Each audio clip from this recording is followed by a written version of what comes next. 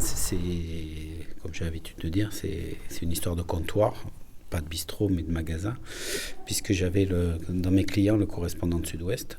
On s'est mis à réfléchir à l'idée, c'est-à-dire qu'est-ce que l'information au niveau d'une ville. On est un brevet d'information nationale, internationale, mais paradoxalement, on ne sait pas trop ce qui se passe chez nous. Donc c'était comment on pouvait apporter un professionnalisme dans l'information locale au niveau audiovisuel. Voilà, ça a été ça la démarche. C'est tout, on n'a pas cherché plus loin. Donc le 9 juin 2009, TV Land a diffusé pour la première fois. Et ça a été une réussite immédiate. Le seul problème, c'est que ça a démarré, on n'avait rien réfléchi.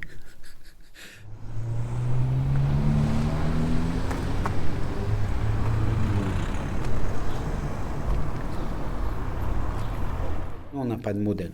Et surtout pas, j'aurais tendance à dire, le modèle journalistique actuel.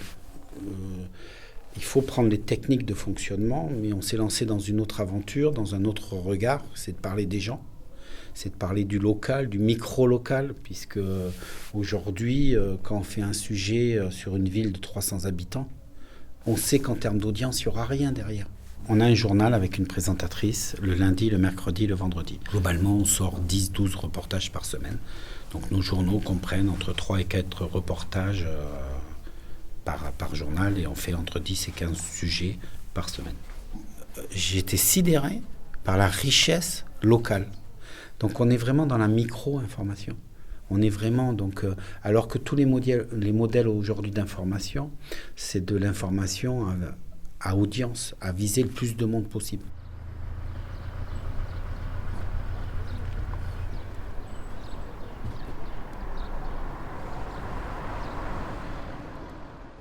Aujourd'hui, on est dans une approche économique.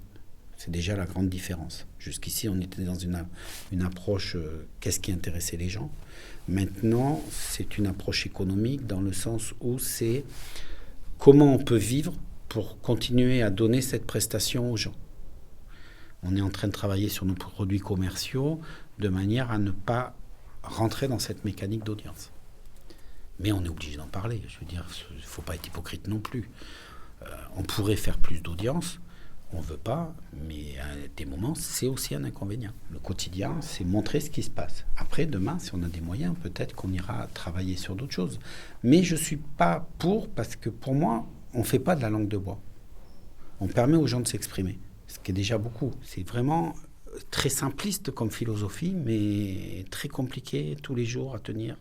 Parce qu'on a des pressions énormes de tous les côtés, dans le sens où les gens voudraient qu'on le raconte, mais avec leur regard à eux.